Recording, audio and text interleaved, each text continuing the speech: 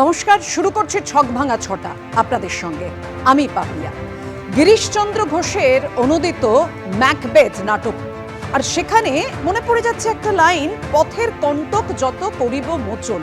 অর্থাৎ ভোট এলেই এই পথের কাঁটা মোচনের পর্ব কি শুরু হয়ে যায় মুষল পর্ব। কেন কথা বলছি?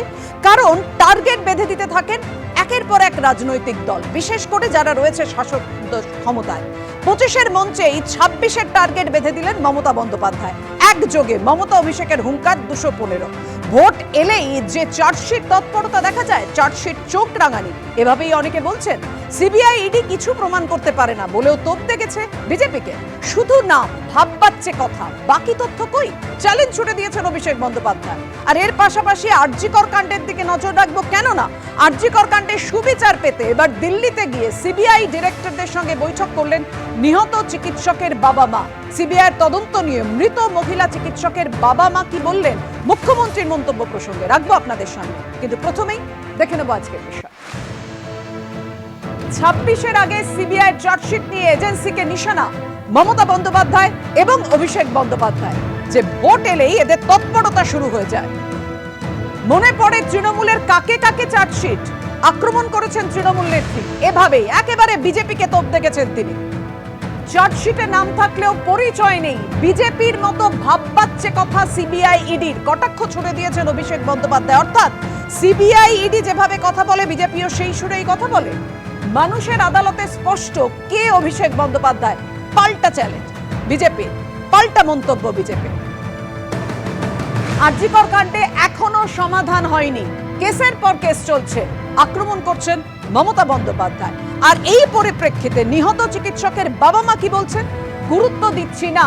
সিবিআই ডিরেক্টরের সঙ্গে সাক্ষাতের পর প্রতিক্রিয়া অভয়ার মা বাবা। কিন্তু শুরুতেই সিবিআই এর 28 পাতার চার্জশিটের 2 জায়গায় আমার নাম বলছেন অভিষেক বন্দ্যোপাধ্যায় আজকে নেতাজি ইন্ডোরের সভা থেকে।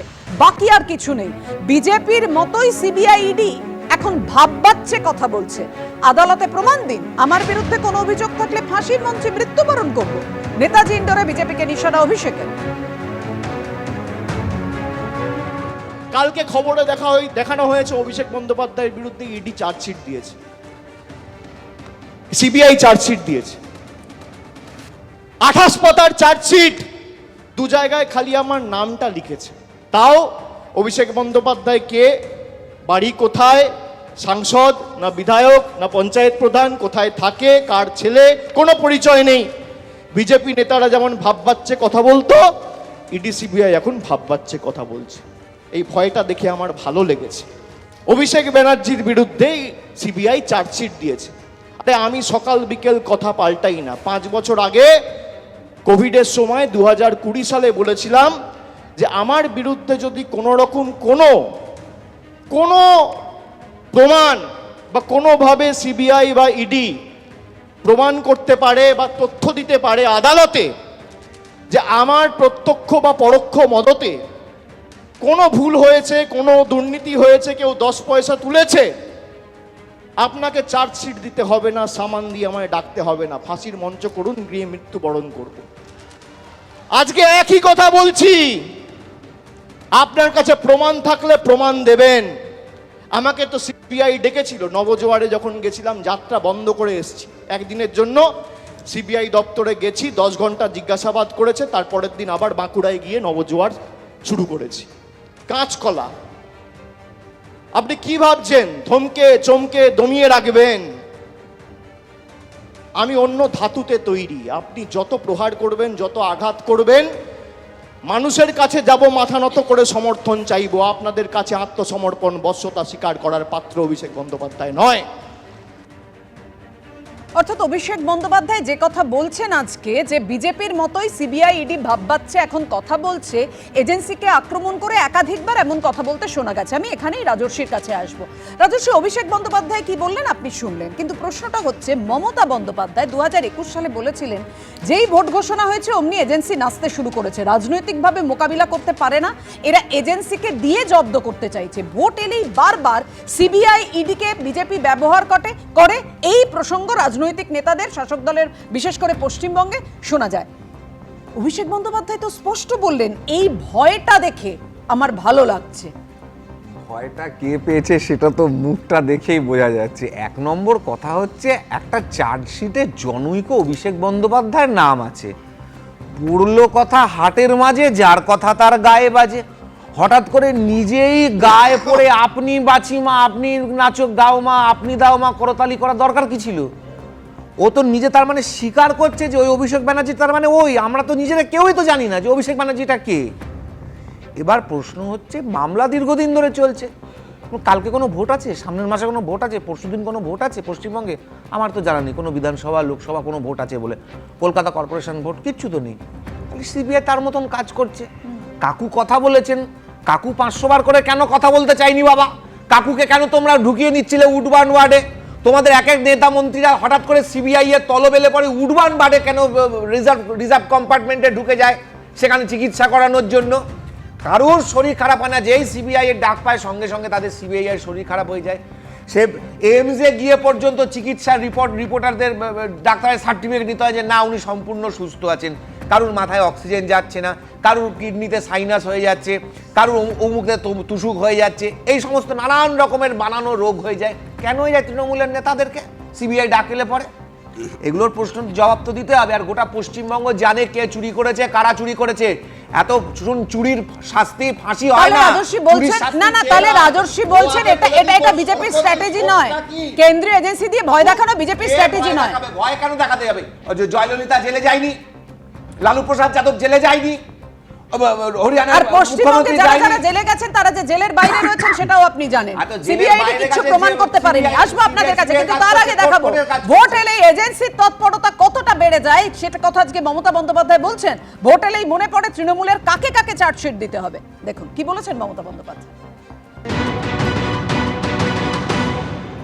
ইলেকশন যত এগিয়ে আসবে দেখবেন এজেন্সির তৎপরতা বাড়বে।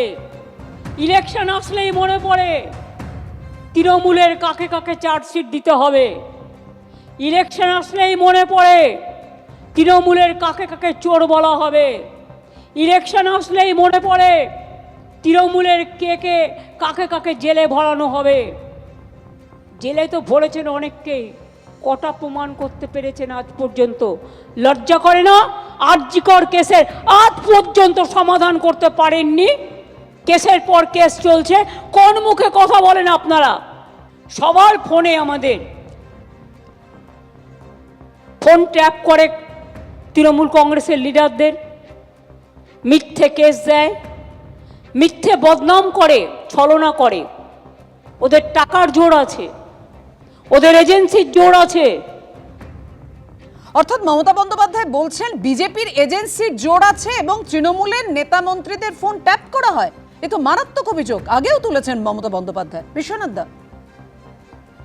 না দেখো, এটা কৌশলগত জায়গা থেকে কিন্তু তোমাকে দেখতে হবে। মানে মুখ্যমন্ত্রী সাধারণত offence is the best defence এই পলিসিতে রাজনীতি করেন এবং নির্বাচনী রাজনীতিটাও তিনি করেন।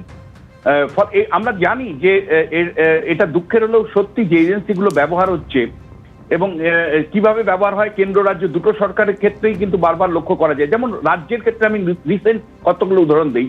ভোটের দিন যে কোনো বিরোধী স্থানীয় নেতাকে এখন মানে অ্যারেস্ট করা হয় পুরনো মামলা দিয়ে, একদম ভোটের আগের দিন রাত্রেবেলা।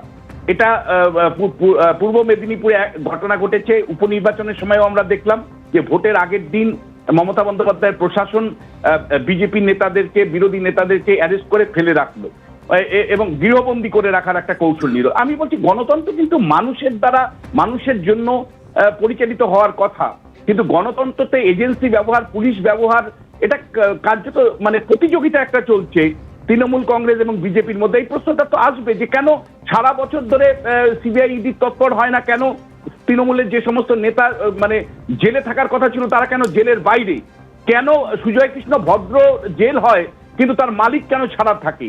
এটা তো সত্যি আমাদের কাছে বিস্ময়।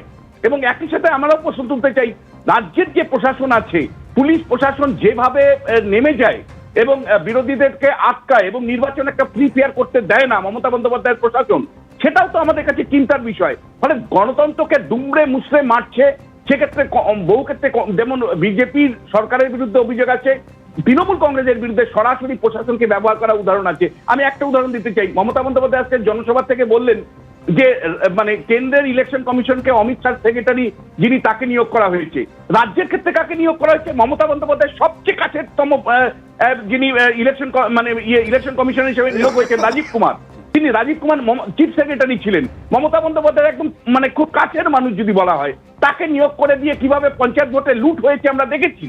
ফলে মমতা বন্দ্যোপাধ্যায়ের ভাবা উচিত। অর্থাৎ বিশ্বনাথ দা, যে কথা আপনি বলছেন, যেটা দিয়ে আমি শুরু করেছিলাম ম্যাকবেথ, যে ক্ষমতায় বসতে ক্ষমতায় আসতে গেলে পথের যত কাঁটা আছে সরিয়ে দাও, সেটা যেমন সত্যি বিজেপির ক্ষেত্রে তেমন সত্যি তৃণমূলের ক্ষেত্রে। কারণ এ রাজ্যে বিরোধীরা যে আক্রমণ বারবার করে আসে, আমি এই নিয়ে দেবনানন্দার কাছে আসবো, যে মিথ্যে মামলায় ফাঁসিয়ে দেয় পুলিশ। দেবনানন্দা না, আমি বিশ্বনাথবাবুর একটা কথা, মানে কাকু জেলে যাচ্ছে, তার মালিক জেলে যাচ্ছে না। আমার মনে পড়ছে ঝরা পালকে জীবনানন্দ সিন্ধু কবিতায় এক জায়গায় লিখছে, ক্ষুরধার আকাঙ্ক্ষার অগ্নি দিয়া চিতা গড়ি তবু বারবার বারবার ধুতরার তিতা। মানে আকাঙ্ক্ষা বারবার চেষ্টা করছি, কিন্তু বেরোচ্ছে তিতে। গতবার মনে হয় 2024 এই মনে হয় এই অভিষেককে ধরলো, এই অভিষেককে ধরলো, অভিষেক ধরলেই এইবার মমতা ব্যানার্জি সমস্ত হেরে যাবে। আর এখন আবার 2026, তখন ধরতে পারলো না, এই অমুক ভাবে বারবার যাচ্ছে। এখনো অভিষেক অভিষেক চাইলো না, অভিষেকে না না, আপনি বললে তো হবে না, চাইলো না, আপনাদের বিজেপি ধরতে চাইলো না, আরে তার বাস্তব বিজেপি ধরতে চাইলো না। আরে বাস্তব না না, বিশ্বনাথ বিজেপি দা বলছেন এটা সেটিং। দেবনানন্দ, এটা সেটিং। বিশ্বনাথ দা বলছেন বিজেপি সেই কারণে ধরতে চায়নি। এটা ভারত এগুলো সরকার, পলিটিক্স, তৃণমূলের পশ্চিমবঙ্গ এটা হলো তৃণমূলের সিবিআই সরকার এবং যে বিজেপি পরিচালনা করবে। আর সেই এটা আপনারা আসবো, আমরা কিছুদিন আগে আলোচনায় আসবো, কিন্তু একেবারে 25-এর মঞ্চে 2026-এর টার্গেট বেঁধে দিলেন মমতা বন্দ্যোপাধ্যায়। মমতা বন্দ্যোপাধ্যায়, অভিষেক দুজনের মুখে আগামী ভোটে 215-র হুঙ্কার। আমি বলছি যে সংখ্যা নিয়ে এসব কাজ করা তো জুয়ারিদের কাজ। রেসের মাঠে যারা যায় তারা সংখ্যা নিয়ে কথা বলে, ডিয়ার লটারির 2 নম্বরই টিকিট কাটে অনুব্রত মণ্ডলের লোকেরা, ওরা সংখ্যা নিয়ে মাথা ব্যথা করে। এখন রাজনৈতিক কর্মীদের এরকমভাবে ভবিষ্যতের জ্যোতিষীদের মতন আগাম সংখ্যা বলার তো কোনো কাজ নয়। আসলে এটা হলো একটা ম্যানুফ্যাকচারিং কনসেন্ট। আপনার মানুষের মনের মধ্যে এমন একটা সংখ্যা তত্ত্ব নিয়ে এমন একটা তৈরি করে দেওয়া হবে, এবং তারপর আইপ্যাক টাইপ্যাক সবাইকে নেওয়া হবে, যে মানুষের তার নিজস্ব অভিনবত্তা প্রয়োগ করার, প্রকাশ করার যাতে সুযোগ না পায়। আপনি যতই তৃণমূল বিজেপিকে আলাদা করে দেখানোর চেষ্টা করুন, এবং অমিত শাহ যখন লোকসভা ভোট আসতো তখন বলে দিত এই 35টা সিট পাবো, আর এখন বলে দিচ্ছে তৃণমূল নেত্রী যে আমরা 215টা সিট পাবো। আরএসএস এর সঙ্গে কি বোঝাপড়া হয়ে গেছে নাকি যে তৃণমূল এবং বিজেপি এর মধ্যে কত ভোটাভুটি ভাগ হবে?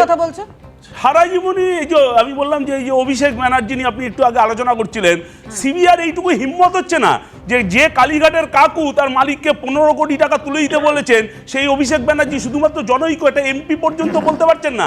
শান্তনু কুন্তল তারা 20 কোটি টাকা তুলে দিতে বলেছেন অভিষেক ব্যানার্জির মাধ্যমে, সেই অভিষেক ব্যানার্জিকে সিবিআই চিনতে পারছে না। এটা বিশ্বাস করতে হবে, এসব আরএসএস এর নির্দেশে হচ্ছে। মমতা ব্যানার্জি 2012 সালে টাইম ম্যাগাজিনের বিশ্বের 100 জন প্রভাবশালীর একজন, 2012-এ ব্লুমসবার্গ মার্কেটসের বিশ্ব অর্থনীতিতে প্রভাবশালী একজন, তার কাছে তো বাংলার মানুষের অনেক প্রত্যাশা। এবং যে 34 বছরে সিপিআইএমের শাসন থেকে তিনি বাংলাকে একটা নতুন স্বপ্ন দেখিয়েছিলেন, তার কাছে মানুষের অনেক আশা। কিন্তু দুর্ভাগ্যজনকভাবে আমরা দেখতে পাচ্ছি সামগ্রিকভাবে ভারতীয় পরিপ্রেক্ষিতে রাজনীতি হয়ে গেছে অর্থ রোজগারের সমার্থক, রাজনীতি হয়ে গেছে শুধুমাত্র ভোটের সংখ্যা, রাজনীতি হয়ে গেছে শিক্ষা, স্বাস্থ্য, উন্নয়ন এগুলোকে দূরে সরিয়ে রেখে যেন তেন প্রকারণ পাওয়ার পলিটিক্স। কাজে এই যে অবক্ষয় সার্বিকভাবে, এটাই হচ্ছে সবথেকে মানে কি বলবো, সারা ভারতবর্ষের ক্ষেত্রে বাংলাও ব্যতিক্রম নয়, তার চিত্র। এবং আম্বেদকর একটা কথা বলেছিলেন যে রাজনৈতিক গণতন্ত্র যথেষ্ট নয়, সামাজিক গণতন্ত্র প্রয়োজন, যেটা কিন্তু একমাত্র আসতে পারে সুস্থ প্রশাসন, দুর্নীতি মুক্ত আপনি সামাজিক গণতন্ত্রের কথা বলছেন, কিন্তু বর্তমানে যে ছবিটা দেখা যাচ্ছে, মহানন্দাদি বলছেন যে সংখ্যা যদিও রাজনীতিতে শেষ কথা বলে, কিন্তু এই সংখ্যার জন্য মারামারি, কাটাকাটি, হানাহানি সবটা হয়। আমি আসবো আলোচনায়, কিন্তু তার আগে এই মুহূর্তে আপনাদের দেখাবো টিকিট কাটাকে ঘিরে ব্যান্ডেল স্টেশনে যে উত্তেজনা তৈরি হয়েছে। একেবারে 1 নম্বর কাউন্টার ভাঙচুর করা হয়েছে কিভাবে, দেখুন। আবির, দেখো এই মুহূর্তে আমরা দাঁড়িয়ে রয়েছি ব্যান্ডেল স্টেশনের 1 নম্বর টিকিট কাউন্টারের সামনে, এবং এখানে দেখেই দেখা যাচ্ছে যে কিভাবে ভাঙচুর করা হয়েছে। এবং রেলের কর্মীরা যেটা জানাচ্ছেন যে এখানে যখন তারা টিকিট কাটার জন্য বসেছিলেন, ঠিক তখন কিছু মত্ত যুবক এখানে এসে তাণ্ডব চালায়, এমনকি তাদের উপরেও চড়াও হয়। এবং একজন রেলের পুলিশ, তার উপরে তাকেও মারধর করা হয় এবং ইতিমধ্যে দেখা যাচ্ছে কাচের টুকরো এখানে ভেঙে রয়েছে। এই যে কাউন্টার, এই কাউন্টার এখন সম্পূর্ণভাবে বন্ধ। একজন কর্মী রয়েছেন, তার সাথে কথা বলবো। কতজন এরকম ছিল এবং তারা কি অবস্থায়? 4-5 জন মতন ছিল। 4-5 জন মতন এসে তারা টিকিট নিতে এসেছিলেন, এসে তারা ঝামেলা করছিলেন। হ্যাঁ, এমনি নিজের থেকে টিকিট লাইনে দাঁড়ানোর কথা বলা হয়েছিল। আমাদের যিনি স্টাফ ছিলেন তিনি বলেছিলেন লাইনে দাঁড়িয়ে। হ্যাঁ, অনেকটাই আতঙ্কিত আমরা সবাই এখানে কাজ করতে। বুঝতে পারছেন কতটা আতঙ্কের পরিবেশ তৈরি হয়েছে এই মুহূর্তে। তোমায় ধন্যবাদ আবির, অবশ্যই আমাদের পরিস্থিতির দিকে নজর রাখবে।